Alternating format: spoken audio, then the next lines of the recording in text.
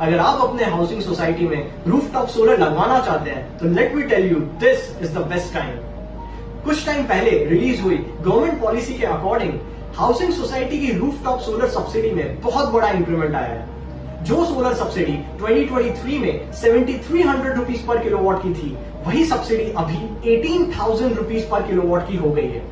इसका मतलब है कि न केवल आपकी सेविंग्स बढ़ेगी, बट आपका ब्रेक इवन पीरियड भी बहुत ही कम हो जाएगा।